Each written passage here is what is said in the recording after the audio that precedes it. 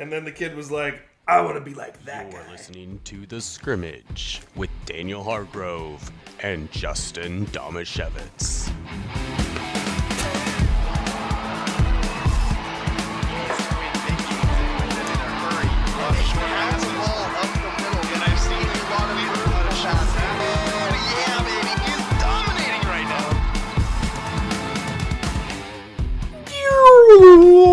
Are we live? I'm assuming so. I didn't get any kind of count in or anything. None. Yeah, I told you several, like No, a you minute said- and a half ago, pretend like we're live, we're about to go live. And then you guys started talking. and Okay, talking and talking. Mr. Prepared. Let's And not then we pretend went like you live. were ready. You didn't even have all the cords plugged in. You had to literally jump from one side of the room to the other to Which fix was the problem. an That was impressive. After that, I said. It was the highest all I've right. ever seen you jump. Well, that's not hard. I doubt it. I doubt I jumped very high. It was like maybe it was more of a frolic. Also, as that intro was playing, I remembered that this is like the 5th week in a row that I have not made Andrew a new intro video. Oh, that's When- okay. and I said I was that's going the to. least of our problems. Okay. I forgot to start the intro video until halfway through the intro song today. No. Because Then I was busy clicking things at full speed. full speed clicking things. Are we in the scrimmage? Is that what we're doing? I'm Justin Domashevitz. I'm Daniel Is there Dar. another I'm show? Daniel Darmish. It's No a rough relation. start, guys. This is a rough Not a great start. We needed that count in. But our trusty producer, sorry. Andrew Gross, is also here with us, shouting Yeah. at us from the I background. literally don't know what I can. So what I was actually doing happened? everything I could to go live when I told you act like you're live. Yeah, so since I have a compulsive need to let the listeners behind the curtain, Pull what it back. actually happened Pull back the curtain. is at It's a shower curtain. 1:45. We're here in our jorts. Daniel and Andrew were standing back there watching the Mariners game, and I said, do you guys want to go live at 1:50 because I'm going to post it on Facebook? And they said yes. And then at 1:49, I was like, 1 minute till live, guys, and then scrambling happened. In That's Andrew's accurate. defense, That's accurate. In Andrew's defense, I'm pretty sure I was the one who said yes to 150, and my concept of time isn't that great. It was implied okay. by his silence. In Daniel's defense, I was the one that was actually not as ready as I thought I was. But there's no need to dwell in our own incompetence. Let's instead get it going with the 2-minute drill. Let's go, huddle up! Gotta hurry. Hey, 2-minute situation, 44 seconds, hand the ball to ref. Gonna do it right. 3-jet Buckeye, don't worry. The 2-minute drill starts now. I'm sorry. So there was just this long replay review to see if the Mariners got the winning run out at home plate, and then the next guy comes up and hits a dinger. So they lose. So they lose by 4 in extra innings. that Oh, As a close as it was. 4-run extra inning game. We'll get back to that Grand later slam. when we do the local sports roundup. doesn't help the run differential. No, it doesn't help anything. Okay. Oh, is it me? How long is this music bed? I A lot.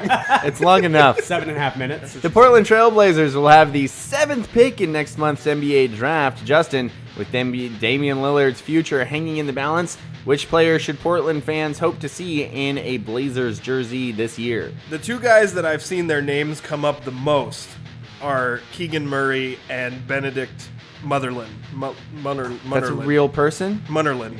Yeah. It sounds like Benedict Cumberbatch. Yeah, no, he played for Arizona. So to me, the dream is Keegan Murray. But almost every mock I've seen has him going off the board with the 6th pick to the Pacers right before the Blazers. If he falls, he is a true stretch 4 who gets buckets. He averaged over 23 points a game last year, shot around 40% from the 3-point line. He is an instant plug-and-play player right off the bat. Could maybe even be a starter for portions of his rookie season. Munnerlin is a good option because he is a wing. He's an efficient shooter. He can get to the bucket. He's pretty young, so I question whether or not he'll be ready to have an impact right away. But he is the type of player the Blazers want. Portland fans, cross your fingers, cross your toes, cross everything you can, and pray for Keegan Murray. I'm praying. Yet another Seattle Mariner hit the injured list today. Abraham Toro was placed on the 10-day IL with a left shoulder sprain. Daniel, Seattle has had a bunch of injuries this season and have been playing without Mitch Haniger for what feels like forever. What percentage of the Mariners' disappointing start can be blamed on injuries? I mean, it's a good excuse because if you have Mitch Haniger, that helps a lot of these problems. If you have some of those bullpen guys, maybe your bullpen's not garbage. I don't know. How disappointing is this start? It is very disappointing. I don't think it's as disappointing as it. I don't think you've paid attention to the I don't think you've paid attention to how bad it's gotten because you keep saying stuff like that. I don't think you're paying attention to who they're playing, where they are in the season, or what the expectations were coming into the season. The expectations were getting to the playoffs. Absolutely no question about it. We'll talk more on this later. Abraham Toro going to the injured list, probably not such a bad thing. Going into Sunday, the Miami Heat have a 2-1 advantage over Boston in the Eastern Conference Finals, and the Golden State Warriors are up 2-0 against Dallas. Justin, are we headed toward a Heat Warriors final? And who would you favor in that series? I said at the beginning of the playoffs, I thought it would be a Heat Warriors final. I thought those were the two best teams. I'll reserve my prediction for the remainder of the Heat Celtics series until we see the severity of Jimmy Butler's injury.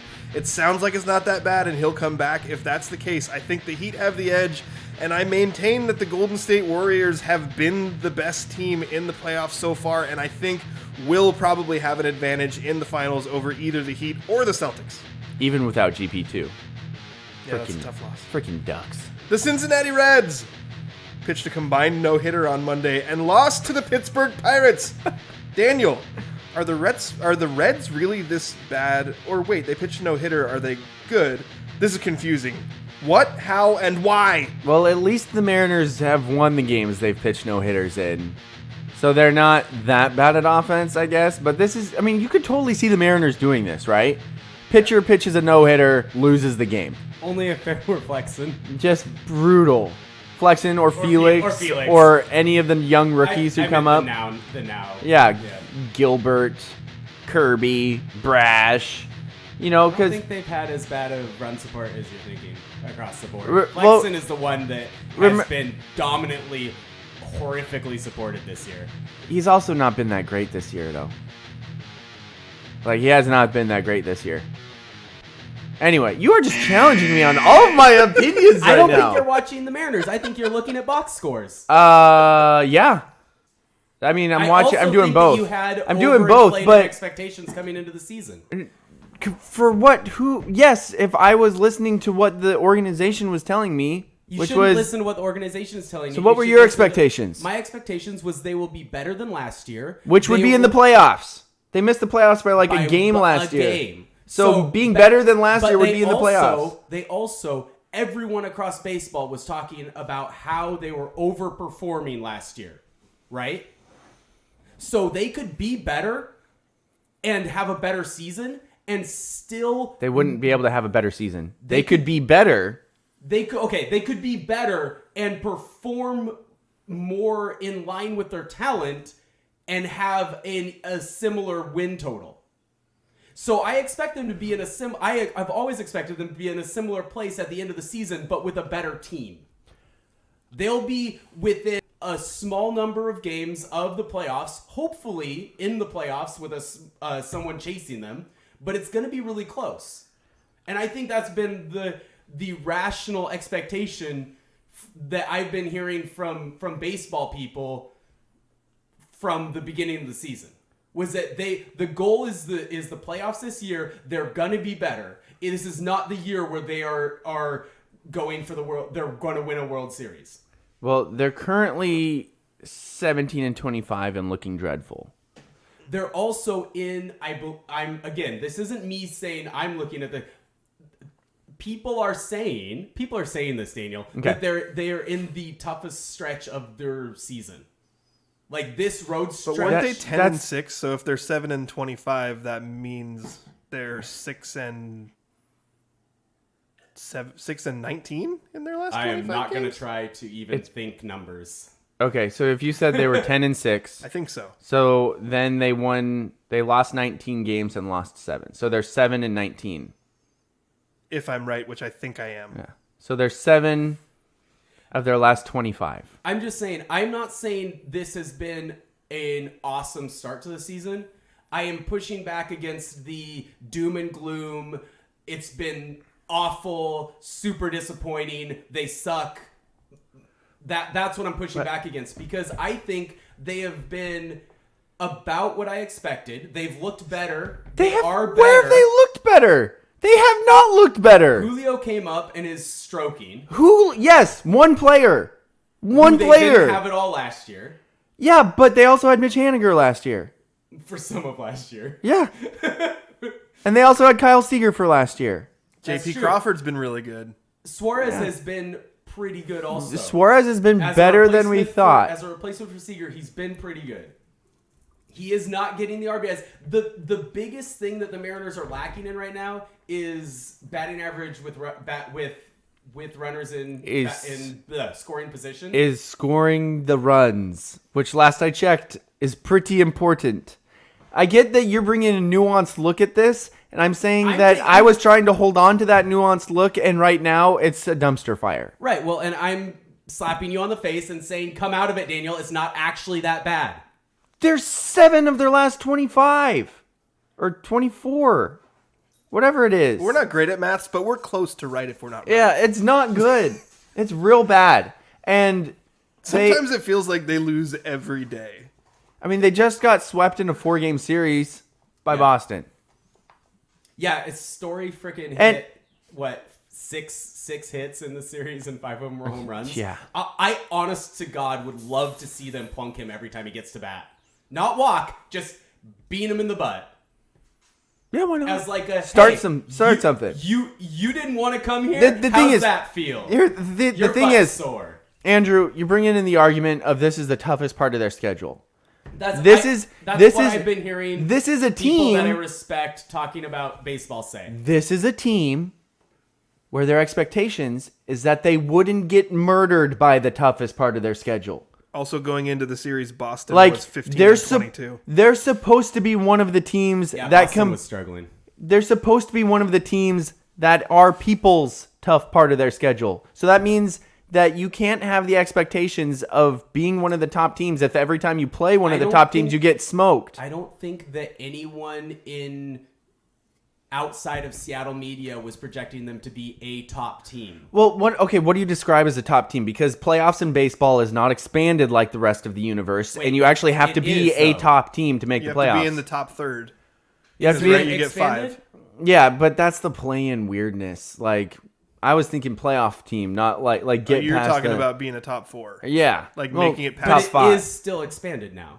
It's. right? I mean, they have a couple of teams that make a play-in game. Like two. Yeah, there's 2 5 wild game. Yeah, wild so card there's games. 5. There's 10 of the 30 teams make Yeah. the playoffs, quote unquote. Yeah, which is 'Cause still, they still less. consider And that I'm play-in saying game that a playoff they game. are still, and the expectation of people like Jeff Passan, who is much. Jeff Passan is probably the biggest single reason that I am resisting the doom and gloom, because he has been dooming. They called him the wet blanket and had a jingle for him on Seattle radio for years. Yeah. And he is the one that's saying, the loudest voice and the one that I respect the most, that's saying, it's not that bad. They're a much better team. They're losing more games than they deserve to based on how they're playing, and it will get better. So that's from him. The injuries aren't helping. And but all of that said, the expectation from even like Jeff Passan, it was never like you're going to be a top 5 or a top 6 or a top 7. It was that, yeah, you guys have a really good chance to make the playoffs this year. So, But yeah, if you make have the a really playoffs, good chance to be right you have there, to be top 5 to make the right playoffs. there fighting for the top 5 in, because it's 5 in each. Yeah. 5 out of, is it 15 in each? No, it's 5 in. There's 15 teams in each league, and Right, the top right, 5 okay. make the Fair. playoffs. Yeah. So And right now they're bottom 4. And didn't they win 90 games last year? Yeah. And they were really close to making the playoffs. So a step Yeah. forward would have been win a few more games and make the playoffs. But the preseason predictions for games, none of them were over 90. is probably Even because though everyone agreed that the team would be better. probably because last year They won a ton it of was games considered that they fluky should- because quote, of shouldn't the have won. run differential. Right. Run differential, how many One-run one-run wins, games yeah. they won. Yeah. And I would like to Which is why they postulate should have that ride that rave. That Jerry DiPoto put a curse, brought a curse No, wide on the them rave. by trading away Graveman, and that He they did. no longer can win their close games. Agreed. And I that's agree. that's my biggest worry. Maybe actually. maybe Abraham Toro going to the injured list will help quell that curse. No. I would like at the Mike Salk to explain to me again, really condescendingly, how that was an excellent trade and how Diego Castillo is is way better than Kendall Graveman. I would really like for him to extremely condescendingly explain how that's the case again. He would love to do that. And I love how hot we came into the beginning of this. And also, Andrew, if you could keep it up and disagree with every one of Daniel's points the whole show, I would Seriously. really like that. But also at the same time, I think... Did you have something else? It's just the Mariners. The Mariners doom and gloom that I'm also trying to fight off, but I really do think that it's not as... I think that like last year, it was how can we be winning these? We're not this good. This is ridiculous. This is fun. This year, it's kind of the opposite. And I'm trying to point out that we're not that bad. We are not, and by that bad, I mean we're not... But if they don't get that Reese's. If they don't get something quick, like there's nothing that points to this team just magically turning around. Like it's not something that, like the Jesse Winker story of, he's hitting all these balls hard and it's just going to magically turn around. He has actually started to see more results, and yet the rest of the team is still bad. Like, you're looking at the players on this team. Who are you expecting to magically start playing better? Are you starting to expect Dylan Moore to all of a sudden turn into a player that he's never been in his career? What about Luis Torrens? What about Cal Raleigh? Like, the players that have right now that are on the team they don't have track record to all of a sudden just start producing more runs. A handful of days ago, they were hitting something like 130 with runners in scoring position. Yeah, and you know why? Because a lot of those players... If nothing else changes... Yeah. If nothing else changes, no one hits any better, but they just hit... If that reverts more to what you would expect... Which for most of those players would be about 150, because that's what their career batting average is. Some of those players are hitting over 300 and still hitting very low with runners in scoring position. So that's some of those players. You mean Ty France, who's I'm literally saying- the only one, and then if you want to count Rodriguez, who's just been on a tear since he actually learned how to play in this level. I'm saying that he learned quick, if though. they all of a sudden start scoring more runs, nothing will have to change other than them reverting back to the average. But Andrew, I'm saying that I'm saying their it wouldn't average, be a magical. and I'm saying that it would be because the average of the people you're expecting to revert back to, those players, they're already at their average. They're they're at their average and hitting worse with runners in scoring position. barely. So if they revert to their average, and I'm saying that would produce like maybe one I'm more saying- run every 3 games. I'm saying right now, their advanced metrics with their offense are so much better than they were this time last year. I disagree. It would There's not no be way that's a true. magical turnaround. There's It no would way be that's true.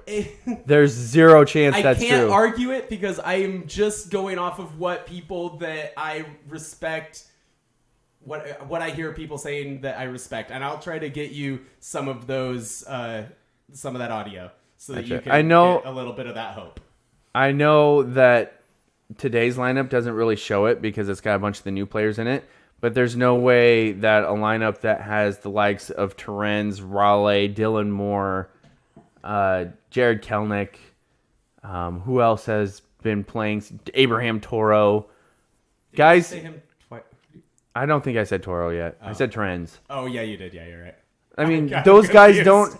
those guys, you can't say, once they just start reverting to average when their career average is trash. So they're already them hitting what they're hitting in with runners in scoring position is just them hitting right now, Could which you is say trash. when it balances out to expectation? Because for some of these guys, it's because they're young and they haven't got the plate appearances yet, right? yeah, so but when they That's start to not reach the argument that I am. What I am saying is that if they hit their averages with runners in scoring position instead of far below their averages with runners in scoring position, the whole team will start scoring more points. That's true, and I'm saying that not enough. does Andrew need to be called out for calling them points? He does it all the time. Because they're Anyway. runs in baseball. Anyway, one more quick Runs thing. are what you call baseball points. Okay. One more quick thing from the 2-minute drill. I was looking at the Blazers draft prospects. Uh-huh. Munnerlyn was not somebody that I saw around that range. Mm-hmm. Can you describe him a little bit more? You said Yeah. he's really young. Well, he's 2 years in college. So Keegan Murray, part of my big thing about him is he's like the second oldest player projected in the lottery. So I feel like a guy with more seasoning, which actually is a good argument for Agbaji. That's the next guy I was going to It's bring a up. guy with. Oh yeah, I noticed you put it in there. That's why I brought him up. It's a good argument for someone who would be more ready to help right away. I think I've looked at about 10 mock drafts. Some of them do have Murray dropping down into the 8-9 range, so it's possible that he could be there. I haven't seen Agbaji inside the top 10, but maybe for one or two of them. Mm-hmm. So I believe and Agbaji played for Kansas, in case anybody didn't know. And he was also he was their star player. Big 12 Player of the Year. Big 12 Player of the Year. And really, it was like a senior emergence. Like he had been pretty good, but he really exploded this year on a national championship team. So I do view Agbaji as a good possibility. I think Munnerlyn, the thing people say about Munnerlyn, and I think I said this, he played for Arizona, and he played 2 years of college. He shot like 37% on three-pointers, but people regard him as a better shooter than that. So there actually is room for improvement on that. And he also is like a 2-3 combo. So there's no concern with him that he would need to have the ball in his hands. Because I think that's the trickiest part for the Blazers is they can pretty much draft any position except a ball-dominant point guard. Yep. You can't draft somebody. This is the issue that there was with CJ. And not that he's a point guard, and not that he can't play off ball because he's really good at catch and shoot. Yeah. But he's always best when he has the ball in his hands, can create his own shot, and can make things happen as a playmaker. So the Dame and CJ, there was always going to be, even though like on a personal level and playing together, they did really well. They love each other. They're great friends. But there was always a little bit of, it wasn't going to quite work as well as it could have. So I think... Which is also my worry with Simons as well. It's probably true. But it's also a reason why Simons being there is another reason why they maybe shouldn't draft a guy who's a straight-up guard. Munnerlyn's a little bit bigger, and I think projects more as like a wing who can shoot and slash. Yeah. And Agbaji is like 6'5". Yeah, he's about 6'5", and he's not small. Yeah. And he's not a point guard, really, a true point guard. He's more of a combo guard.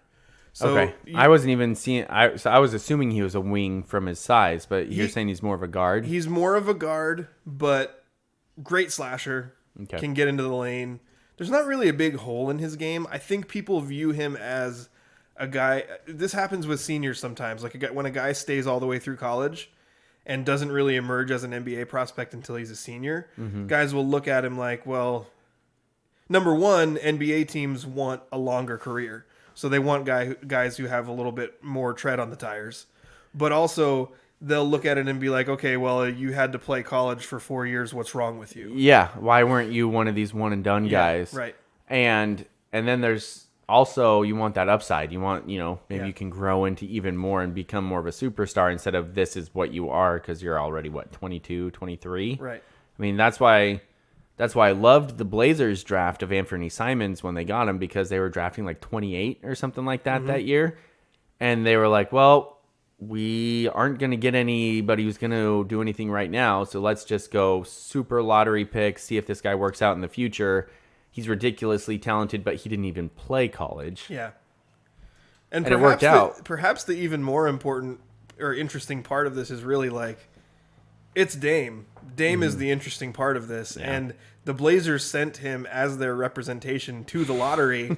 And seeing his face when their name, when Portland got called as the 7th pick, because their slotted position would have been 6. And in case people don't know, the way the draft lottery works now is they only draw for the top 4 spots. Okay. And everybody after that is just slotted into your spot. So basically what happened was Sacramento jumped over Portland into the top 4. So what Portland is really hoping for is, if you're not in the top 4, you're probably moving backwards. So when they got moved back to 7, they knew that somebody, and they knew it was Sacramento, jumped over the top of them to get into that top 4. And Dame's face was brutal. Face was, I'm trying not to read too deep into it because he looked like so exasperated he smiled and laughed. Yeah. And I know, you jump into the top 3, and I think the top 3 is considered to be the top tier of this draft, but nobody really agrees who the top pick is. Yeah. But I do think the top 10 or 11 out of this draft has a lot of talent in it. So I think that the Blazers could potentially pick somebody who could have a quick impact, and they'll have to because they don't have anything. Yeah. They have hardly any players at all with any NBA experience on their roster. They've also got a ton of cap space. So Yeah. if they don't sign a huge free agent too, that's also awful. Right. I'm personally happy they didn't get the number 1 pick. I know that wasn't possible, but was it possible? It was possible. It was possible. They had right. So everybody's in the lottery, but they only do the they first had like 4. a 9% chance of getting the top pick. But they do not have a good track record when they have the first pick in the draft. No, but then if they get the 2nd pick, then it's like, what if Chet Holmgren gets taken first and you're stuck with Paolo Banchero, the doogie? That's a bad spot to be in. I told my wife what happened the last few times that they had the first pick in the draft, and she went, "Oh, they're really not good at that." Because not only did they not pick good players, but they picked Sam Bowie over Michael Jordan, and they picked Greg Oden over Kevin Durant. Mm-hmm. And Sam Bowie had a decent career that was kind of hampered by injuries. Yeah, it was. Greg Oden had basically no career because of injuries. Yeah. Poor guy. But dude looks like he's 95. I think the parallels are interesting in this draft between Durant and Holmgren for me, because I don't think if a team is drafting Chet Holmgren, I don't think they should draft him and plan he's going to be your center. I think you should draft him and plan he's going to play on the wing. And I know he's listed at 7 foot. The kid's 7'2". He's incredibly tall. And I think, if you look back at what Kevin Durant looked like in college, he was a beanpole. It was super similar. It is really possible that Chet Holmgren could not fill out to the size of a center that could handle Jokic and Embiid. Yeah. But to the size of a center, or to the size of a player like Durant, because he does have good ball handling skills. Mm-hmm. He does shoot well from the outside. He shot close to 40% on 3-pointers, and he can definitely play. He's athletic enough and runs well enough to play the outside. Everything I see him is listed as a center. Oh, that's dumb. And it's because he's a good rim protector. Like, he gets a buttload of blocks. Yeah, but he should not be a center. He should not play as a center in the NBA, and I don't think he will. But I think he will have a good NBA career if he can stay healthy, because he has those perimeter skills and he can play tall ball. Yeah. All right, I think that's enough. That we've had some good arguments. Yes. Mariners lost again, by the way. I know we mentioned that. They stink. I hate the Mariners. But Andrew, are you guys done talking about basketball? Yeah. Did you zone out that whole conversation? I was just going to say, Andrew does bring some hope. So if you want hope, apparently some advanced metrics say the Mariners are better than how bad they are. Kyle Lewis should be back soon. That would help. If Mitch Haniger can come back. They have players that just aren't there right now. And Julio Rodriguez has been amazing because he's hitting, 270 something right now? And when you go from 160 to 270 as fast as he has, it's just been nuts. I think we looked this up on the way here. I think it was 342 this month. Yeah, and the month's almost over, so that's a pretty good chunk of games. All right. But I do think it's time for my favorite part of the show. Yeah, I was going to get to that. Yeah. Serving questions up on a silver platter where the points are made up and the rules don't matter. Time for Stump Daniel. This edition. Ooh, I like that little ad at the end there. This edition of Stump Daniel, as all of them are, is brought to you by the law office of Jeffrey A. Domashevitz. No relation. And this one will be Daniel. Can you name which conference finals team this player plays for? There are 4 teams left in the NBA Conference Finals. It's the Miami Heat, the Boston Celtics, the Dallas Mavericks, and the Golden State Warriors. Side note, real quick. I'm Yeah. sorry. Did you see that tweet I sent you where someone was like, people telling me that Dame's better than Luka, but I mean, Luka without this team, or with this team without Luka, do you think they would be a playoff team? And they're in the conference title game. And I'm like, It just happened. you literally just made your own argument. This team without Damian Lillard is a lottery pick selection. And a team with Damian Lillard and not much else literally made the conference finals a few years ago. Seriously. Moron. Anyway, sorry. Daniel. Victor Oladipo. Which one of those 4 teams does Victor Oladipo play for? I'm not going to pick guys that don't play. Okay. I'm only going to pick actual rotational players. So what? We got the Heat, the Mavericks, the Golden State Warriors, and the Celtics. Yes. I feel like I should remember Victor Oladipo plays. He's a pretty famous, popular player. Pretty good. Former All-Star, I think. Yeah. So I know which team he doesn't play for. Which one? The Warriors. Okay. Are you sure? That was before you asked. How sure? Or was that just a tactic of mine? Who knows? Stump Daniel is a mysterious segment. Oh. I'm pretty sure he doesn't play for the Mavericks. Doesn't he? I'm going to say Victor Oladipo plays for the Boston Celtics. Ooh, I'm sorry, that is not correct. Is it the Heat? Plays for the Miami Heat. Oh, at least I was. If I You were in the right I was conference. yeah, You were in the right conference. that was my second guess. So you're 0 for 1. Max Strus. Daniel, what team does Max Strus play for? He's a starter on one of these teams. Played 34 minutes in the team's last game. Sniper, 3-point sniper. He sounds like a 3-point. He sounds like either a 3-point shooter or a big doofy center. There's no in between here. Max Strus is not the name of a super athletic, like great He's a defender. 6'5" wing who played his college ball at DePaul. Handsome fellow. I'm gonna say he plays for He has Boston. piercing eyes. He plays for the Boston Celtics. That is incorrect. No way! He actually plays for the Miami Heat. Oh! You might as well just tell me who plays for the Miami Heat. That would be a good trivia game. Does Tyler Hero still play there? Is that even how you say Can't his tell name? you. It's part of the game. You're 0 for 2. Next player. PJ Tucker. Good old PJ. Daniel be Tyler Hero. PJ Tucker. Me too.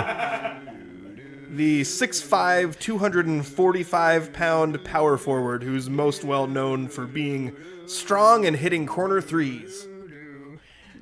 Good defensive player.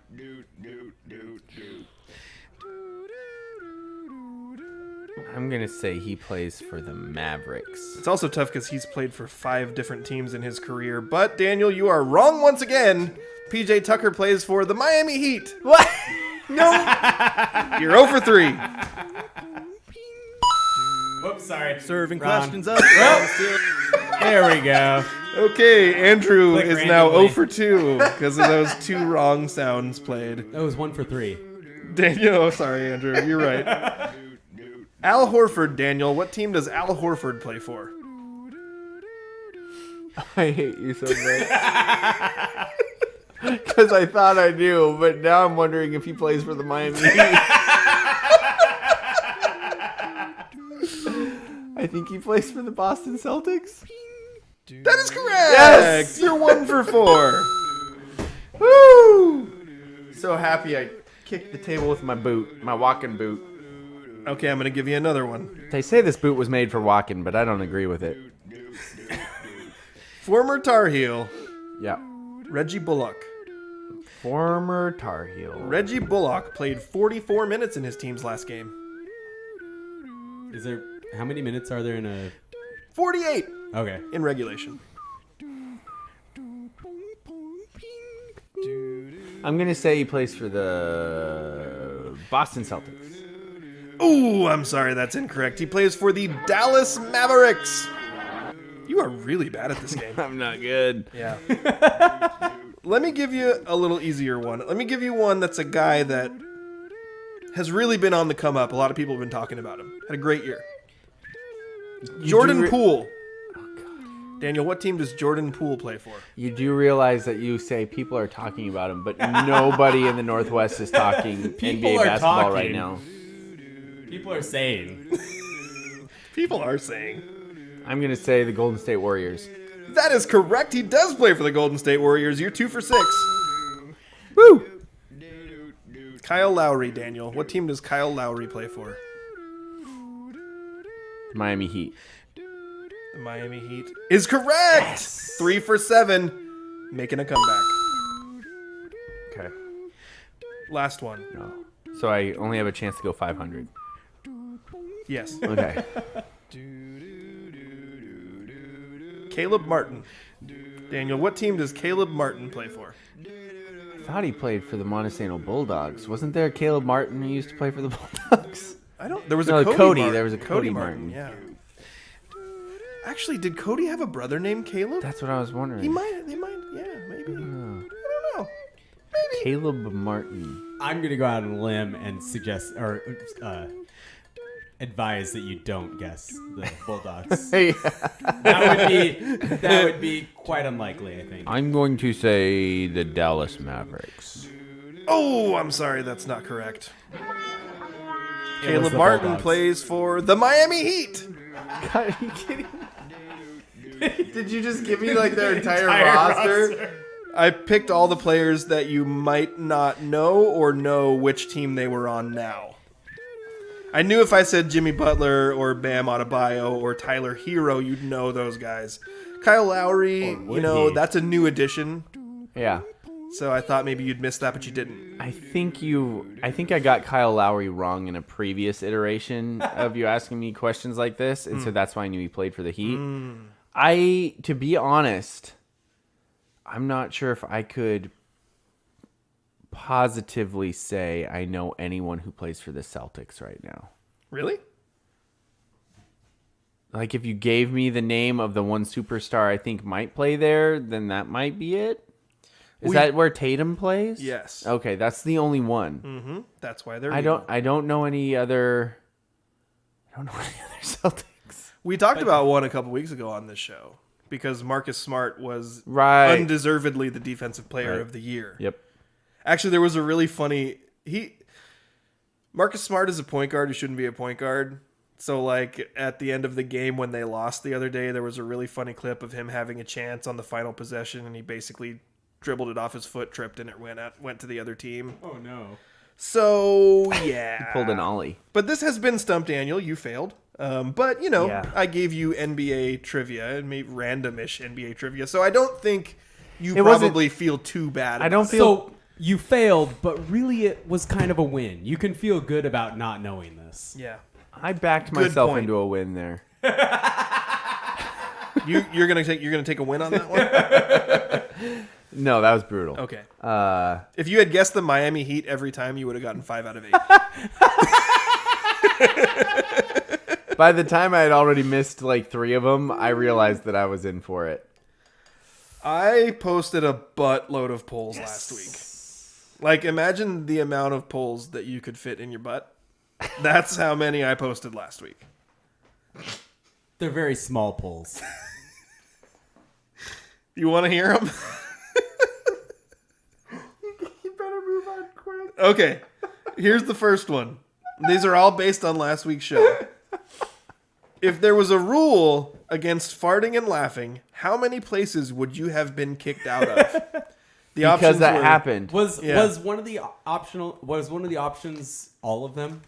No. That probably should have been. Here are the options. Less than 10, 11 to 20, 21 to 40, or 41 plus. I guess.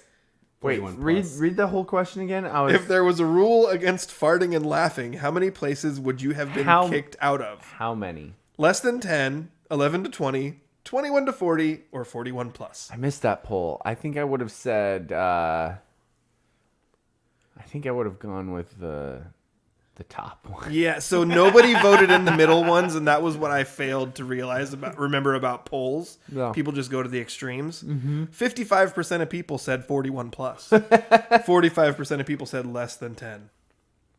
Those people are liars. Liars. Or they don't have a sense of humor because you also have to laugh. Yeah, it's the farting and laughing. Yeah. Yeah. Next question. Is Elma's soccer team grandfathered in? Which was something I said incorrectly last week. And then repeatedly made fun of myself about. Well, 56% of our audience said no. Elma soccer is not grandfathered in. That's real close. What the other 44% say? Yes. Those are the only two options. The next poll. Do you sometimes mix up J.P. Crawford and Jamal Crawford? Which Daniel did. I did, yeah. Last week. Yep. Well, Daniel, 83% of the audience never does that. No. I guess I'm unique. Who's Jamal Crawford? Oh, he was a longtime NBA basketball player from. I think he's from the Seattle area He too. is actually. I want to say the gym is named after him at Rainier Beach High School. Maybe. Probably. I did recognize the name, but I could not have told you what it was. And then you guys talking about it made me feel like, is that somebody I should know? But an NBA player, I don't feel like I should know. So Andrew literally responded on Twitter to that poll. Who? And I didn't know if he didn't know Jamal Crawford or J.P. Crawford. Jamal.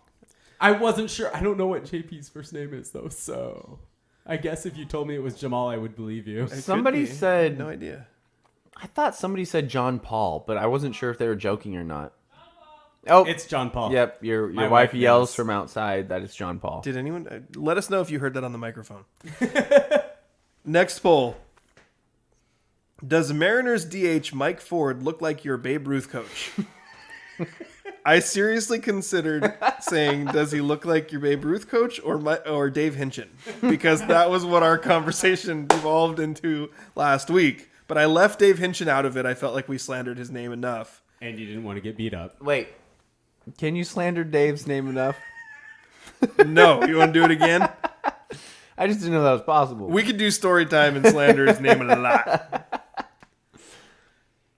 70% of the audience said no. Oh, Mike really? Ford does not look like your Babe Ruth coach. Really? Because the funny thing about it was you said that, and then you were like, well, actually, he didn't look like any of my Babe Ruth coaches. That's true.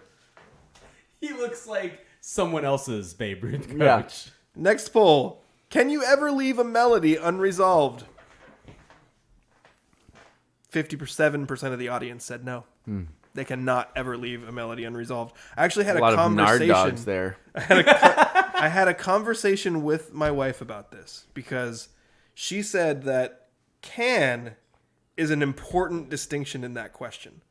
Right. Because can I leave a melody? And she's a musician. Yeah. Music is very important to her, and unresolved melodies, I can tell you from experience, not that I've ever, done this on purpose to bother her, but they really bother her. Yeah. But can she leave a melody unresolved? Yes. Should you leave a melody unresolved? No. Yeah. See, I understand that, but I knew the distinction I was making when I said can. Yeah. Because Andy Bernard could not. Yeah. True. And I'm not sure if your wife could. I might push back on that. You might have to keep testing this to see if she ever leaves one. Because I bet you that every time you've done that, she's finished it. I think So I'm not her sure if... defense would be that she could. And I would but say she prove it. Depending believes on that the it is scenario. wrong to do so. And so she chooses not to. That's a good argument. Next poll. Do bad burger takes get you hot and bothered? because this is something Daniel said last week, and I didn't press him on it because he was trying to say it like, bad burger takes make me angry. Yes. But he said hot and bothered.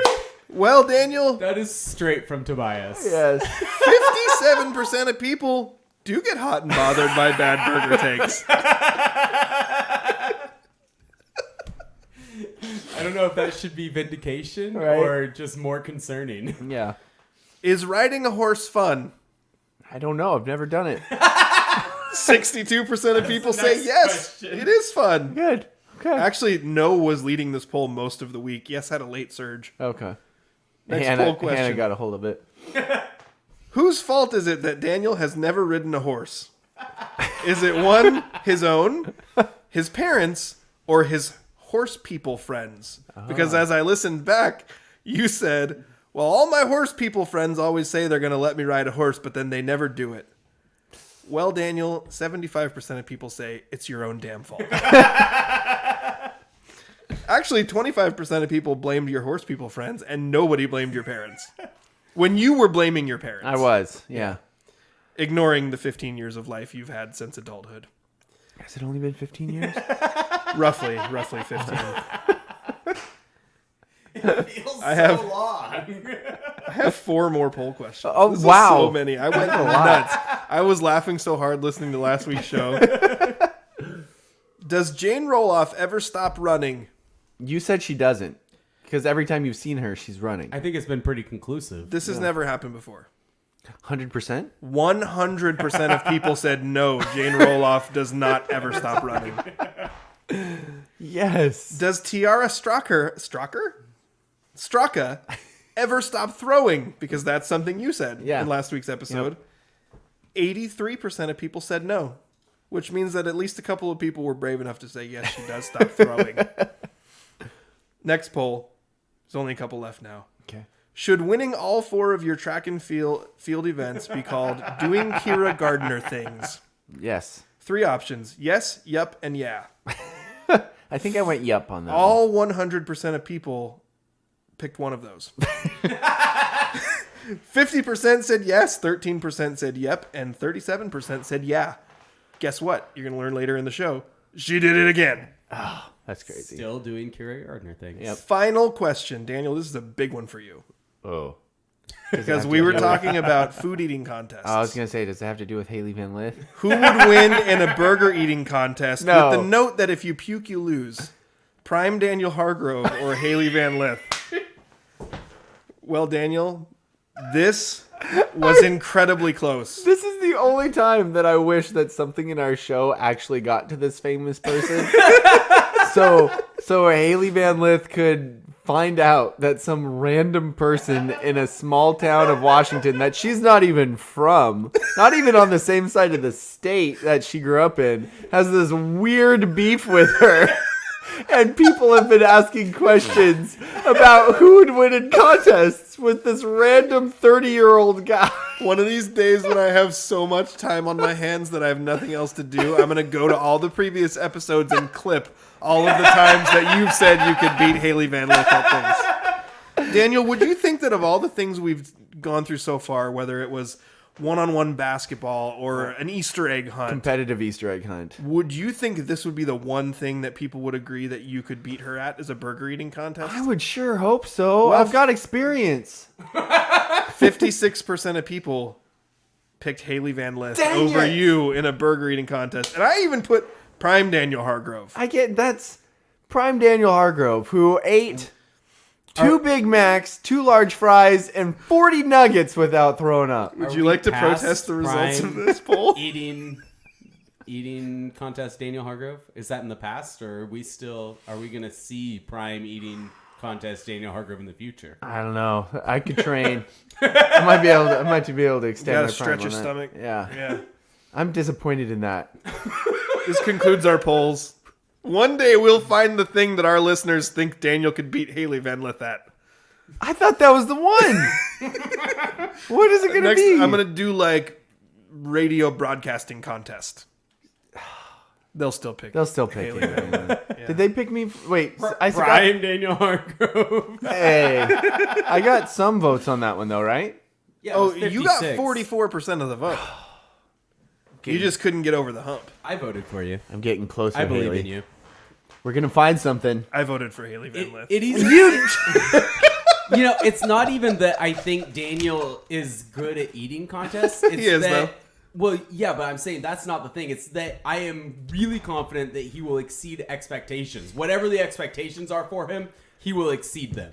So I the appreciate fact that 56% of people said that he would lose actually makes me confident that he would win that one. I like it My money's on Haley. because That actually makes me more confident. Because- you don't have a winning record at food bets with Daniel. that's a good point.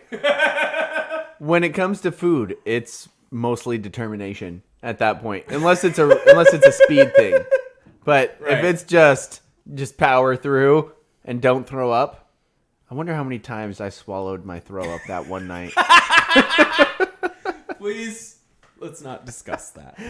Oh, that was our poll results. It's time to get to a commercial break. But after that break, we will be announcing our highly sought after award, the Ole Penn Real Estate Athlete of the Week. If you have a legal situation that needs someone on your side, let the law office of What's Jeffrey going on? Dahmer I don't know, but it's not in my ears. It's not not. the victim of medical malpractice, suffered a personal injury, or need I was- representation. Listeners, can you hear that commercial? Business law or estate planning. Let Jeff You should be able to hear it. 29 years of experience to It's all right. We haven't made the decision yet Today anyway. at 360-612-3999. We'll find out tomorrow when I Visit listen to the DahmerShepardLaw.com. podcast. That's DAMASIEWICZLAW.com. Yeah, I'm sorry about that, guys. The way the system's set up right now, it wasn't coming through our headphones, but I'm 99.9% sure that was done right. Oh, so That was then very we're- us. unprofessional So- of me to Past talk us. over it. Then I Yeah, apologize. sorry about that. I apologize to the law office of Jeffrey A. Damashevitz. No relation. Jinx. All right, so we got a couple of nominations. Nomination. Nomination. I don't know why I'm saying that weird. How would you say that in a? I feel like going French is a natural way to go with nominations. Could you say nominations in a German accent? 9. Good answer. All right, so we've got a couple of nominations here. So let's go through those. Justin, you had 2. Were they sent to you or were they sent to our? One was messaged to us through Instagram, and one was sent to us by a coach through Twitter. Okay. Both of those are excellent ways to get in contact with us. Yes, thank you. And I did post something just in case you're not following us on social or you don't get on social that often. We love nominations. And in fact, Yep. when we occasionally get complaints about missing things, Yeah. the one sure way to make sure we don't miss things is if you tell us. Exactly. So if any local athlete does anything noteworthy, even if you think this might not be Athlete of the Week worthy, please let us know because we're going to take the nominations, and even if they don't win the award, we're going to mention it. Absolutely. Every time. Yep. Guaranteed. Garrett. It's a money-back guarantee. Wait, there's money We will involved. give in that? you your money back. I'll give you double your money back. I mean, I know we have a bank account. now, Triple! Well, 000 is still just 0. but that's a good point. Yeah. Okay. Okay, so You got me worried I'll there read for a this. second. I was like, triple. I'll read the first nomination. This is the one that came from... This actually came on Twitter from Coach Fidel Sanchez from Montesano Boys Soccer. He wanted to nominate Jaden McElravy for 2 shutouts in playoff wins versus Tenino and Kingsway Christian to help Montesano Soccer earn its first state tournament berth since 2007.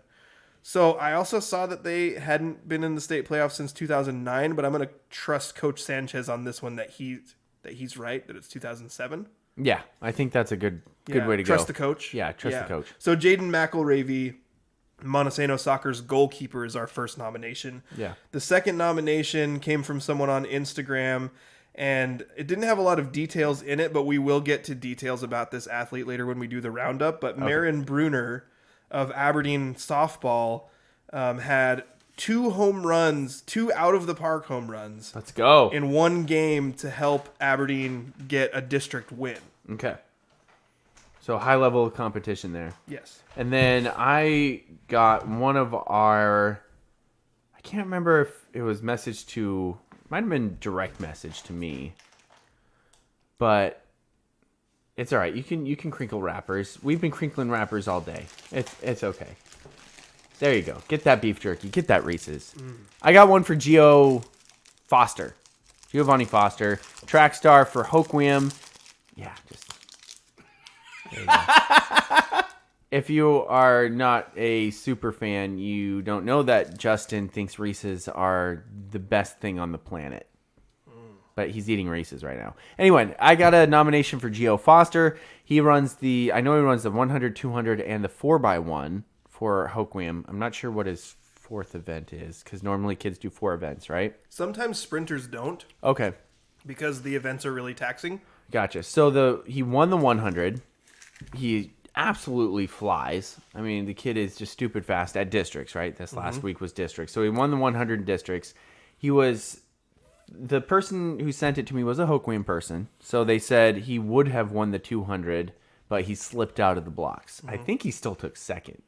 And then they also won the 4x100, where he blew by somebody who was in the lead on that one too. So. And Hoquiam's had some changes in their 4x1 team. And for people who don't know, Gio Foster missed a lot of the season, I think because of an injury. I don't know exactly what the reason was, but he missed a lot of the season. And, I kept hearing, well, wait till he gets in. They've tinkered with the 4x1 team at Hoquiam, and the 4x1 team that they have with Gio now is really fast. Yeah.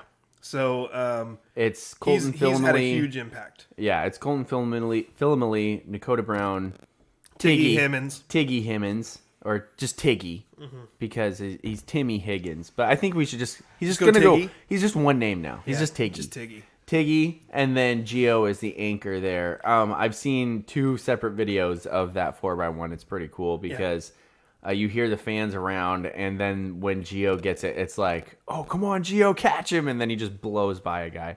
So that's pretty sweet. Let's see, in the 200, in the 200 he took second, and according to my source, he slipped out of the blocks and still ran a 22.81 200. And in the 100, he ran an 11.28. I mean, that's cooking. Yeah, he is absolutely moving. So He makes fast people look not fast. Exactly. Where'd who So go? those are our nominations. We're gonna have some snubs this week too, but I think we need to do the roundup and then choose. come back and name the athlete, because we need time to think about it. Do we need time? So we those got are the nominations. Yeah. Are there are people that are being considered that Well- were not nominated? well, Yes. specifically. Kira Gardner did Kira Gardner things, Okay. and Tiara Straka did Tiara Straka things. Yeah, Okay. She never stops throwing. Yeah. Well, how did Jen some people Roloff disagree do? on that. Will we find she out? Didn't win. She's not named because she didn't. There are so many district champions Okay. that all I did was name the district champions, and she finished, I think, second in one race and fourth in another. Okay. So she did qualify for state, but she didn't win a race. Okay, gotcha. So we're gonna get to the Probably winners not later. at the end of her taper yet. Could be. Yeah. So So you guys want to do the roundup first? Yeah. I know who I'm leaning towards, but I want to give it to all 3 of them. We got to pick one. Do an Andrew, Justin, and Daniel thing again. Cop out. It would be, but we would have the Hoquiam, Monty, and Aberdeen all I represented. don't want to make 3 graphics. I want to pick somebody from Elma. You want to pick someone from Elma? Well, Elma would have to win something. Wow. Whoa! Shots fired. Pretty sure I've said that about 10 times. Yeah, that's true. All right, let's Every get to the time. local sports roundup. Aberdeen's softball team fell just short of a state tournament berth with a 10-4 district tourney loss to Rochester on Friday. Maddie Gore led the Bobcats with 3 hits and a run scored. Aberdeen won a district play-in game against Mark Morris Tuesday 11-3 before losing to top-seeded Ridgefield 10-1 on Thursday. Facing elimination, the Bobcats took down Columbia River via mercy rule 15-5. Marin Bruner led the Bobcats offense in that contest with 3 hits, including 2 home run and 5 RBI. That's 5! I love that you singularized 2 home runs. That was But then you said 5 RBI. I didn't mean to singularize 2 home runs. Impressive. I did a bad job. Bad job by me. Hoquiam guaranteed itself a spot in the state tournament with a 6-2 extra innings district semifinal over Castle Rock on Friday. I'm pretty sure the title games have been played, but we haven't been able to find any of the information on these, right? It's out there. I apologize, but I couldn't find it. Yeah, so things have happened, but we're going with official stuff here. They had the game tied after 7 innings. The game was tied at 2. The Grizzlies' offense then exploded for 4 runs in the 8th inning. Karen Blood had 2 hits in the game, including a 2-run dinger in the 4th to tie the game at 2. Ella Folkers also recorded 2 hits and scored twice. Prior to that contest, the Grizzlies easily handled Kingsway Christian, beating them 13-0. Gracie Bonnie Spradlin led Hoquiam with 4 hits and 4 runs scored against Kingsway, and Faith Prosh hit a dinger in that matchup. And I will say, one of the things that we couldn't find the official numbers on, crazy, the 22-year streak, I believe it's 22 years, for Montesano's fast pitch team going to state has ended. Wow. And I think, Might be Andrews, 24. I think you It need could be to longer. I think you need to stop the music for a little bit. Stop, Please. please. I'm sorry. No, it's fine. Because I think it's, if you count in the last couple of years where they didn't have the state tournament, I think it'd be like 24 years. But I think that is one of the most impressive streaks I've ever heard of, because they went to state every year. And I think that deserves a moment of silence. Okay. I also think during that stretch, I think they won 8 state titles. That's insane.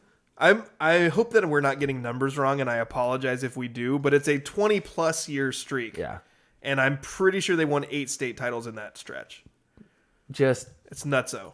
you never hear of anything close to that. It is amazing. All right, you can fire up the music again, but I just wanted to give that its due. Like, yes, it's a bummer that this year that came to an end, but it needs to be recognized how amazing that was prior. All right.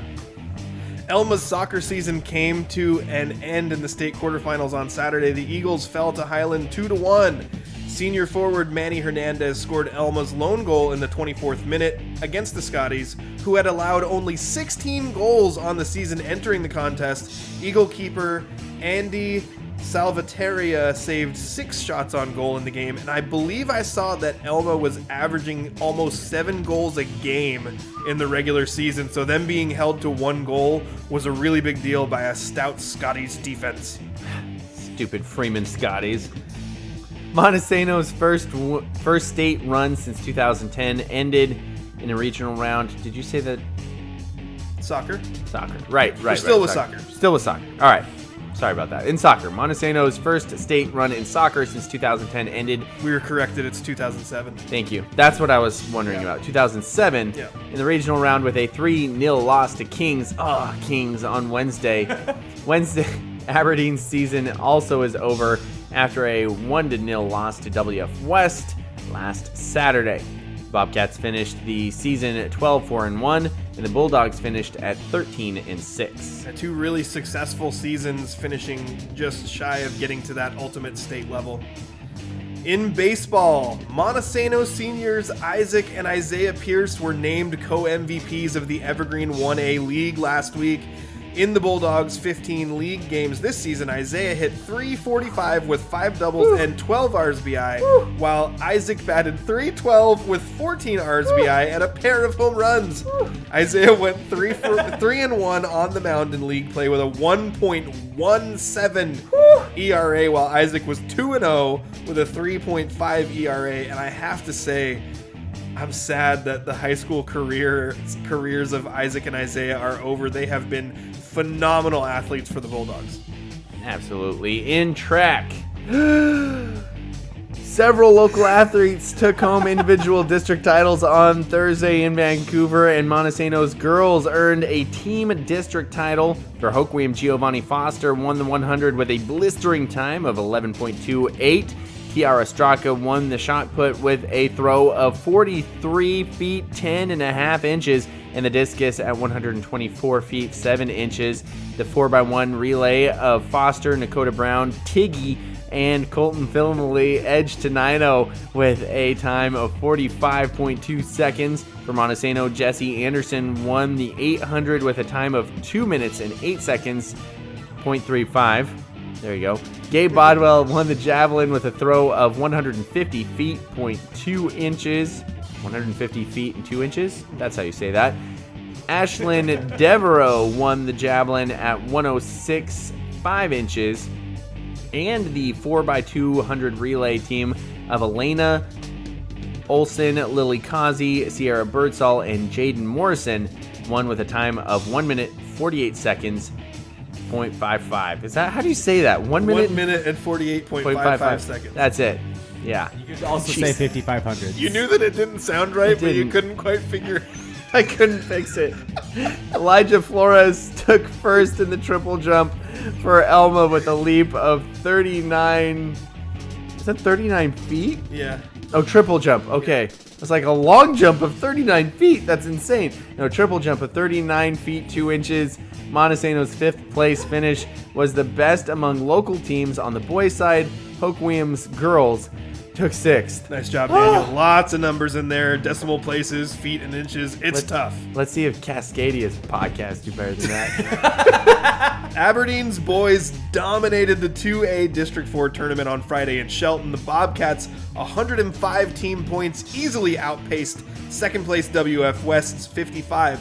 Individual winners for Aberdeen were Henry Nelson in the 800 with a time of 2:1 seconds, Julian Campos in the 1600 with a time of 4 minutes and 18.73 seconds, Colin Babineau in the 110-meter hurdles with a time of 15.8 seconds, Tyler Bates in the discus with a throw of 142 feet 10 inches, and Andrew Troe with a high jump of 6 feet 2 inches, and a triple jump of 41 feet and 5.75 inches. Dang. And that will do it for the local sports roundup. Whew. I don't know why I went full leprechaun. Or pirate, one of the two. Pirate leprechaun. Haven't you ever seen a pirate leprechaun? No. Do you know what a pirate's favorite letter is? You'd think it would be R, but it's the C. Ah, they love the sea. You want to hear another pirate joke? Not really. It might be not safe for work. You want to hear it anyway? Yes. Pirate walks into a bar. We need to do the athlete of the week, though. Pirate walks into a bar. Okay. Pirate's kind of walking funny. Because he's got a peg leg? Nope. Okay. Gets a little closer to the bar. The bartender looks down and realizes the pirate has a steering wheel in his pants. Oh. The bartender says to the pirate, "Did you know you have a steering wheel in your pants?" The pirate says, "Yar, it's driving me nuts."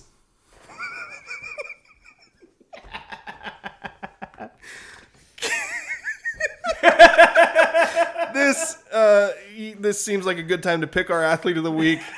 Daniel. Doesn't seem like a good time. You know what? Actually, let's do this. You know, I made a smaller video for our Instagram of the athlete of the week, and it was really hard because I didn't know how to start it because we were cracking up laughing going into it. So let's do this. Okay. Let's take a minute. We know we still have mailbag on the other side of this. Let's do athlete of the week on the other side of the commercial break. We're going to postpone it again? We're going to go clean into it. You'll have a clean video break. And you'll have time to think about it. We'll really tease figure it. out who you're picking here. An extra 33 seconds after this commercial break. In theory.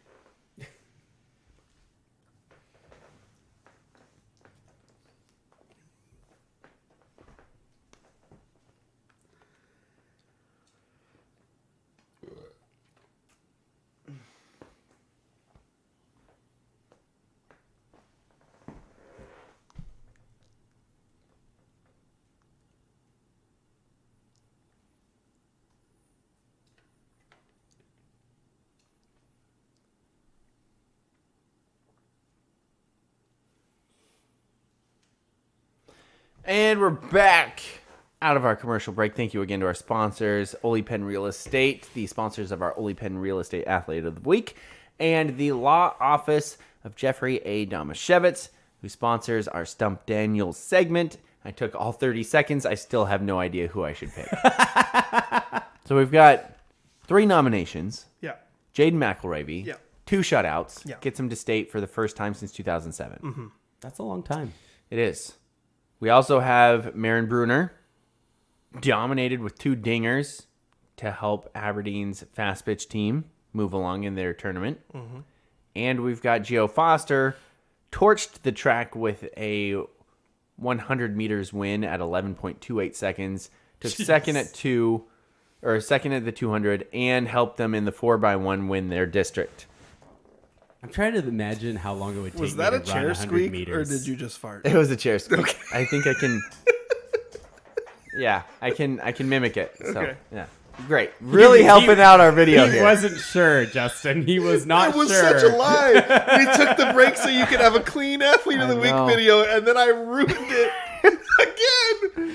I ruined it because I couldn't make it. I still can't make a decision. 11, I think- 11 okay. seconds to run 100 meters. 11.28. All right. I'm quite sure I could get 10 meters in 11 seconds. I am going to say that our runner-up, our second runner-up, is going to be Maren Bruner. Second runner-up. Second means runner-up. Third place. Yes. Okay. Second runner-up, which is third place, is going to be Maren Bruner. She dominated.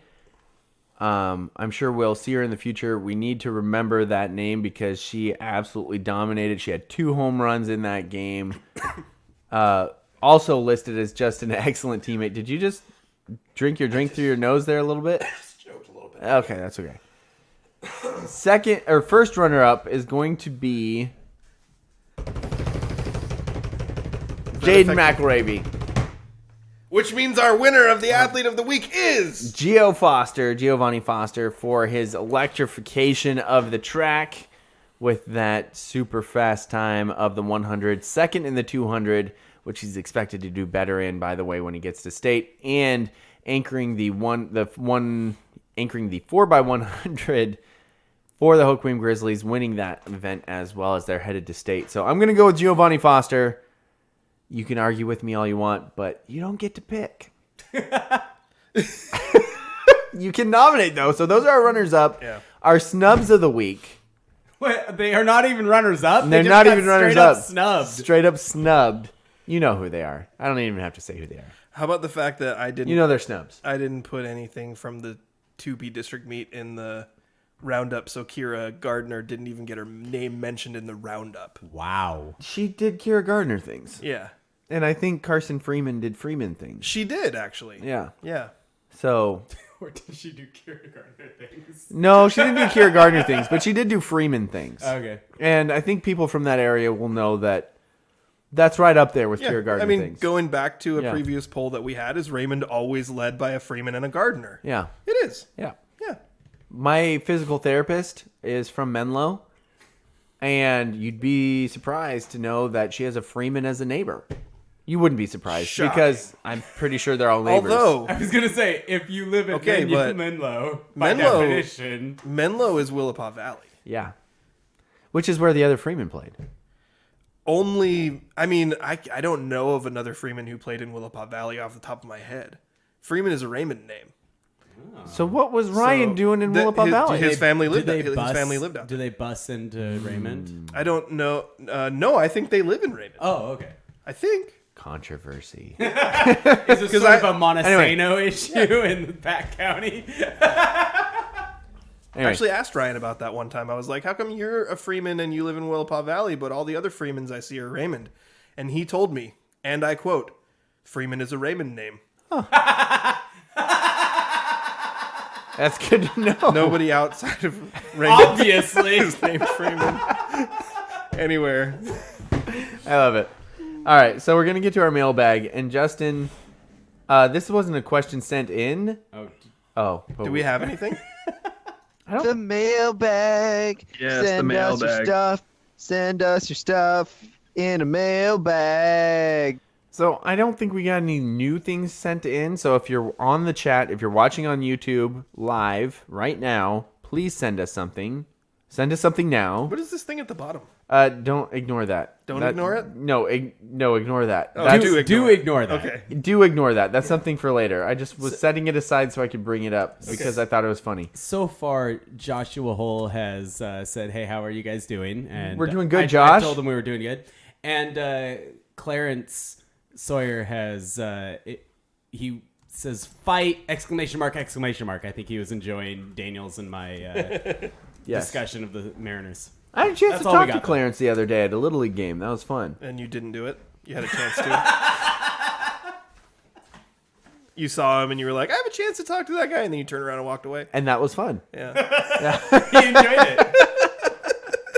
No, I think we need to bring up we have a lot of new coaches in basketball this year. Yeah. More local sports. Yeah, it is official. Jeff Nemi has been hired as the Hoquiam Grizzlies basketball coach, and that is the most recent announcement. And I am, as a Hoquiam person, I am super excited. I mean, if you're a Hoquiam person, you know the name Jeff Nemi in Grizzly lore, so you can't help but be excited right now. You know As a non-Hoquiam person, do you want to fill me in? You know Yes. the headline. Nemi helps Grizzlies make it to state title game or whatever. Yeah, so Hold on, I'll find it. So Nemi was a part of the team, the undefeated state championship team. Okay. But what first solidified him as Hoquiam legend was the year prior when those kids were all juniors. One of the teams, this was before a shot clock, and so one of the teams decided to stall like the whole game. And so while the Hoquiam team was I can respect that. Yeah. That's awesome. one of the teams was way less talented, and so they stalled the entire game, and so the game was like 26-26 at the end of regulation or something crazy Wow. like that. It was ridiculous. And then in overtime, they were actually ahead, and Nemi hit a half-court shot to win the game at the buzzer Wow. Okay. to secure their spot in state that year. Okay.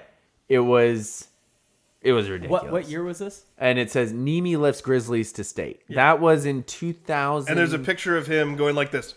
Yeah. He's delivering a pass in that one or grabbing a rebound. Yeah. That was, let's see. So That they was won really the good title audio in- content, wasn't it? Yeah. it was. They won the title in 2004, so that would have been 2003 that Okay. he hit the half-court Okay. shot. Yeah. So, and at the time when you played basketball in Hoquiam, Nemi was the type of person where he wasn't like the most talented person.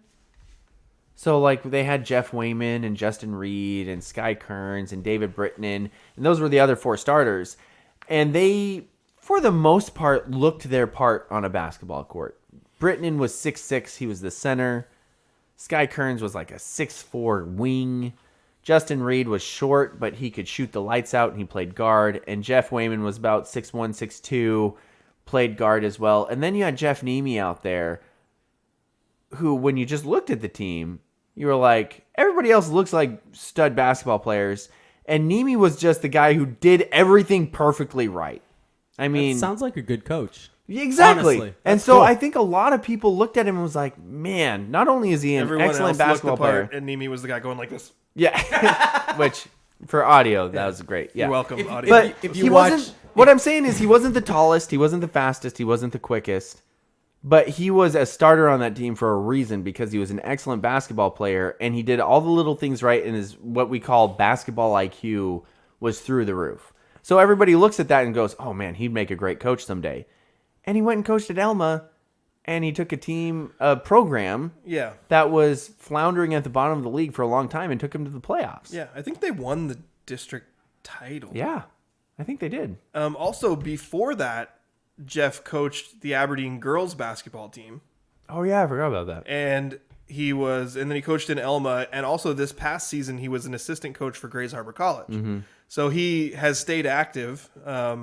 His tenure in Elma ended for whatever reason it did. I don't honestly know the answer to that, but I know that they had just come off a huge improvement over the couple years he was there, and then he was no longer there anymore. And so then I was trying to run through in my head, like, where's this guy going to land? Because he's too good of a coach to not land somewhere. Exactly. So to end up back at your alma mater has got to be a big deal. I feel really good for Jeff about it, too. I'm super excited about it. And I liked their previous coach, Bloomberg, Mm-hmm. blanking on the name right now, his first name. Kyle? Kyle, yes. But for whatever reason, he decided to step down. It was his decision, decided to step down after last year. And so that throws you into the scramble of, who's going to be your next coach? And the fact that it lands on Jeff Nemi, everybody in Hoquiam is just losing their minds right now. Yeah. And In a good way. In a good way. Yeah, everybody's super excited. I used to tell Jeff that he was the All Grays Harbor guy because he holds, but he is a seventh grader. Seventh grader in Montesano, really good player. We'll see. Might have to see Daniel one of them. just changed his mind. Might have to see one of them transfers. No. Those transfers happen to Montesano. So they don't leave real talk Montesano. though. Real talk though. We've talked about how difficult it is to coach your own son. Yeah. I could totally see I would not judge either way, but I could totally see kind of a benefit to not coaching your own son through high school also. Well, I don't know. The hardest part about that, I would say, is he wouldn't be able to watch many of his kids' games. That would be really tough. That would be would not be the first would time stink. that I saw a varsity high school coach against their own child because do you remember Really? Montesano's volleyball coach Debbie Gibson? I think was her name. I don't. Her daughter played varsity volleyball at Hoquiam. Whoa. And she coached against her. wow. Yeah. Wow. Yeah, she had her team dive under the net and take out her daughter's knees. Just kidding, I made that up. I made that. Listen, I know all of this girl's weaknesses. Yeah, I hope I got her name right. It definitely was Gibson. Okay. I hope I'm not mixing her up with the 80s singer Debbie Gibson. There definitely was a singer, Probably. a pop singer in the 80s. Probably. Was that enough, Hoquiam? Do you want to move on to the next coach? Well, yeah, Yeah. I mean, we've talked, there's a bunch of new coaches right now. Yeah. We also have Brandon Brooks as the new coach of the Aberdeen Bobcats. That's a really cool signing, I feel like, as well. He has put in his time with a lot of different programs in the Aberdeen area, and now he gets his chance to be the head coach of the Aberdeen Bobcats basketball team. And for context, if anybody needs to know a connection here, Brandon's son Gibran plays for Aberdeen's football team. He was a sophomore this past year and already playing some varsity time on the defensive side of the ball. And I think a little bit of offense as well. Gibran is big, strong, and a super athlete. Yeah. He'll be real good over the next couple of years. Gibran was playing on the 8th grade team that I helped coach a few years ago as a 7th grader. Yeah. And Yeah. was one of our best linemen on both sides of Massive, the ball. explosive, Huge. athletic. Yeah. So Brandon is his dad.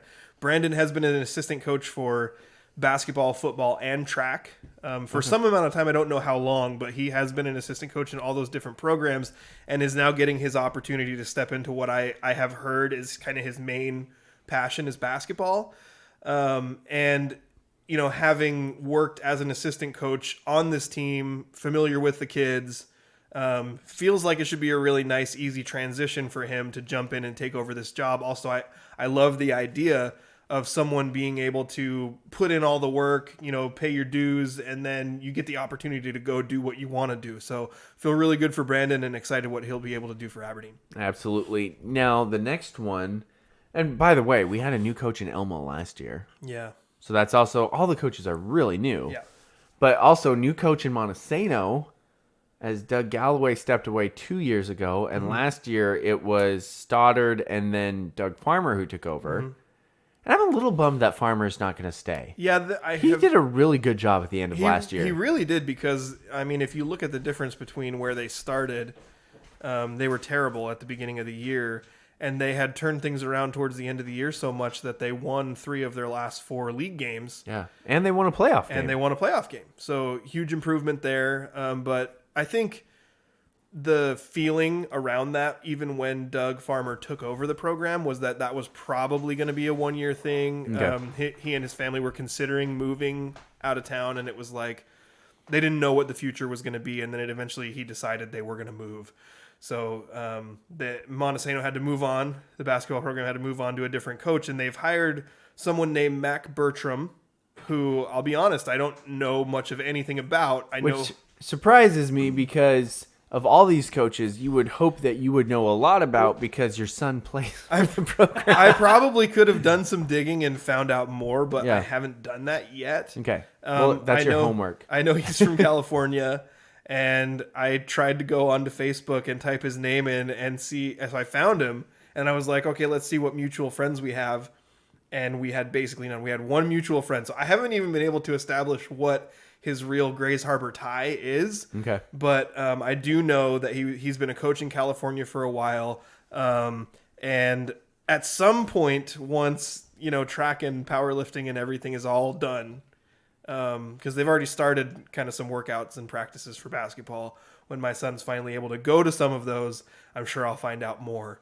And we'll tell you more when we know it. But at this moment, we only know that we have a brand new coach from Montesano that isn't from here. Gotcha. So, yeah, 3 brand new coaches of the 3 major programs in Grays Harbor. It'll be a fun year next year. Yeah. It's always... I'm glad that at least I know Jeff and that I've also known him as a coach and not just the senior when I was a freshman, because at that point I was just terrified of him because he was a senior and I was a freshman. But I've also had the chance to interview him. But it's always interesting when you go to interview somebody before a game on the radio when you've never interviewed them before. You don't know what you're going to get. And also it's awkward. It could be awkward for them. Like, do they have experience with interviews? Do they not? Like, how's it going to work? Who you are? Yeah. Do they know why I'm approaching them with a recorder or my phone stuck out? Like, what's going on? So it'll be a little bit weird, but I'm really excited to get to know the new coaches there and see their style, because every coach has such a different style. And maybe, we've seen Jeff as a head coach before, but does he alter it with the new kids that he has? So maybe he goes a different way than he did at Elma. It'll be interesting to see what different things happen. Do we get any other mailbag questions? We don't have anything on the chat stream. Bummer. I feel like there was something I was going to bring up, but I can't remember. Oh, I know what it was. Do you want another one? I got it. Yes. Okay, this is a burger question. Ooh. Give it to me. Comes from the Godfather. Give me the burger. I don't want the question. I want the... a question from the Godfather. Who I still don't know, by the way. It's been a really long time since we heard from him. Yeah. So the Godfather remembered how hot and bothered you got about burger takes. I'm going to eat your last Reese's Bothered. because I don't know who this is. The Godfather wants to know, do you like lettuce on a burger? And if so, iceberg, romaine, or would you prefer white leaf or shredded? What's white leaf? Wild leaf? It says wild leaf. but Wild leaf? I assumed it meant white leaf. So I don't know that one. Okay. So this is a really interesting question because iceberg, I feel like, brings a crunch. Yeah. So if you want that aspect to your burger, then I feel like that'd be a good option. Romaine can too. Romaine hearts are crunchy. Okay. So that would probably be my option. That would probably be where I go with it because iceberg's not really healthy.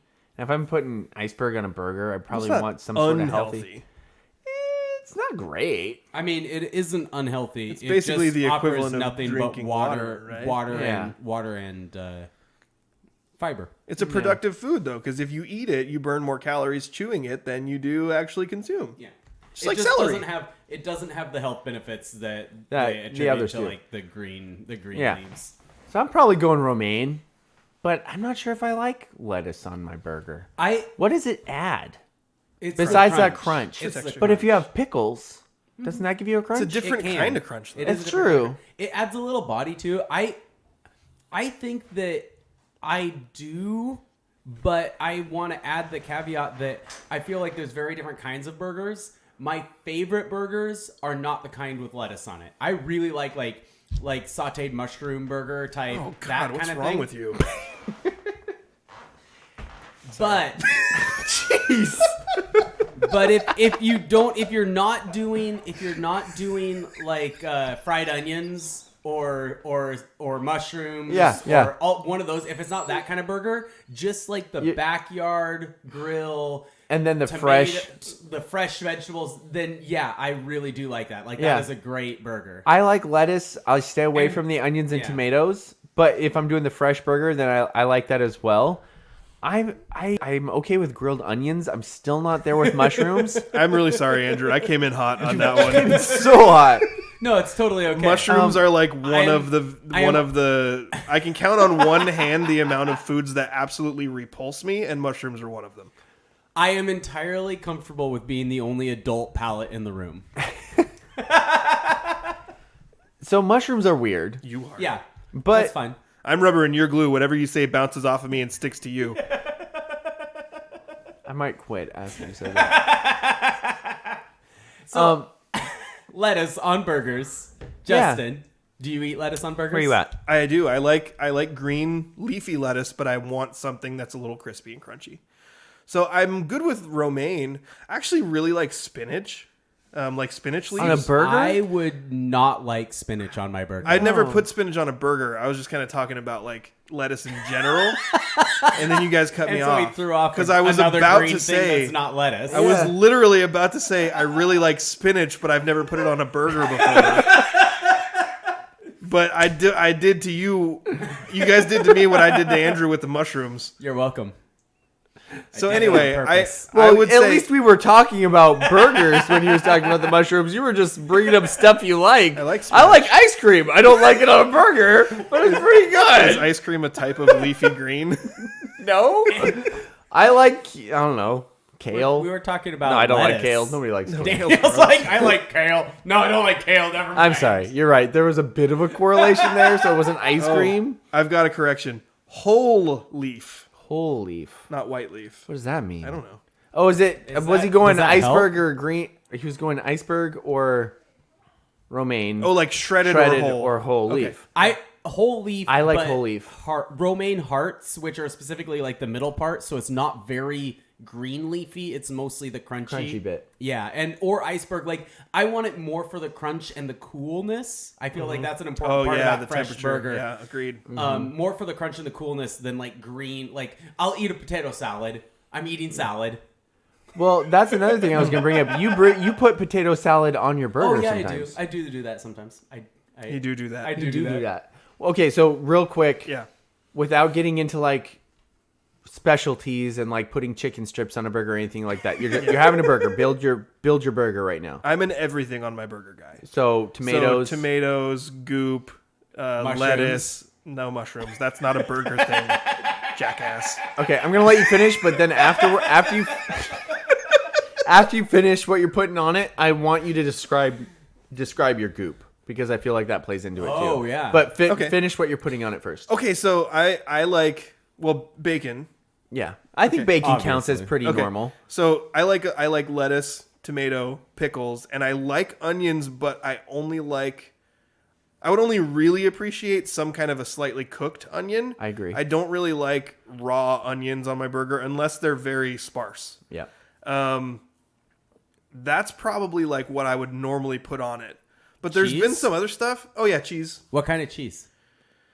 Munster's my favorite probably, interesting. or Swiss. I dig it. So you went with Munster, which is one that I've never had before, but now I really want to try Oh, it. bro, you gotta have Munster cheese on your burger. Okay. Munster, I would say, is an elite melted cheese. Oh, I agree. okay. Yeah. Yeah. All right. I really like Swiss, but also Swiss is a flavor that nobody else in my family likes. Okay. So So far, you can't go wrong with cheddar. I would only do. missed I'm not saying this to mess with you. I really would only do Swiss with mushrooms, like a Swiss and mushrooms. I could see that because It's a- Swiss it's a- kind of it's a little flavor, it's less flavor, and it's got kind of like a what's the word? I'm like, it's not sour, but it's got like Like a sharper? sharper Yeah, flavor yeah. to it. Yeah. That's a classic combo, the mushroom and Swiss. Yeah. Okay, so because I'm assuming is your goop in lieu of other condiments? Well, when I make them at home, because I don't usually take the time to mix my own sauces, I just squirt ketchup, mustard, and mayonnaise on it. Yeah. But actually, all if I, together on the same side of the bun. well, no. See, the trick is Ooh. you put it on one side of the bun with nothing on it, and then you put the two sides together, and then like swirl it so it's equal on both sides. Okay, But so all you're three are swirled together. you're equally mixing them on together. both sides Okay. of the bun. Yeah, okay, yeah, okay. yeah. So what's your goop? Is that your goop? I or are you really making- like the goop that has little pickles cut up in it. That's a solid goop. and it has to be mayonnaise based. But Versus what? Yeah, it's hard to find a goop that's not mayonnaise based or Yeah. a fry sauce because most of those at least start with mayonnaise Right. and then you mix other stuff yeah, in it. Smitty's has really good goop. Uh, Humdinger has really good goop. Humdinger is good. I feel like most of the burger places around here have good goop. Yeah. And then it's the fry sauce that they all differ on. Yeah. And some burgers have both on it, which I think is interesting, but I'm not sure if you need both on the same thing. Yeah. You know, I think it's interesting that you prefer the goop with the little pickles. That's my least favorite kind of goop. Really? Like I'll like pretty much every goop I've run across, but I tend not to like the relish or whatever mixed in with it. Okay. I don't like tomatoes. I've started to work on onions a bit. So I can be okay with onions. I still would rather have them cooked though. Yes. Yeah. I keep trying tomatoes, and every time I keep trying them, I still don't like them. So I'm not giving up on it yet, but I still don't like I them. used to eat tomatoes like apples when I was a kid. Oh, I'd just what? take a tomato and just eat it. I like tomatoes. Take some salt and pepper and just like put it on there Yeah. in between bites. Yeah, so I like It's good. I like tomatoes, but I actually tend not to put them on my burgers or my sandwiches because purely physically they make it difficult to eat the sandwich. Yeah, they slide because out. They Yeah. slide out, That's true. or you Yep. take a bite and you get the skin, and then it pulls the rest of the tomato out with it. Yep. So That's a good I point. will literally if there's you got like the burger fixings all out, I will take a slice of tomato and toss it on the plate. But I'll eat it rather than put it in my burger usually. Gotcha. You said so, fixings. So Yeah, the burger Fixins. Fixins. Fixins, not fixings. Fixins. I feel like fixings is the Daniel backs me northeastern up way. here. I feel like fixings is the northeastern way to say fixins. You're saying they're the same thing. which is Yeah. I'm saying they're two north- completely different words. Northeastern way. yeah. So in this Shots fired scenario, at New England. yeah, New England can suck it. Bunch of massholes. if My wife says that tomatoes are the worst. yeah, if I agree with And her. If Clarence is chiming in and saying that smoked cheddar is really good on a burger, and I do not think I've ever had smoked cheddar on a Yeah. burger, but it would be amazing. Yeah. I definitely agree with that. goat cheese, also really good. Like a what's the feta? Like a Yeah. goat feta? Yeah. That would be really good. It's not your normal burger thing, yeah, but it's that interesting. you're going to a different Yeah. type of burger, but yeah, definitely. And the way I would describe it, I figured out how I wanted to describe it. Whoops. When I told you to describe like your basic burger fixins, it's like you're at somebody else's barbecue. So you're not in charge of anything, but there's the normal stuff there. And when that's the case, I'm going cheese, pickles, lettuce, mustard, and ketchup. No mayo? No mayo unless I can like mix it into a fry sauce type thing. Yeah. I was asking Justin what kind of If cheese. there's bacon, I'll put bacon. I have a question about the cheese. Yeah. Will you put American cheese on your burger? No. Yeah.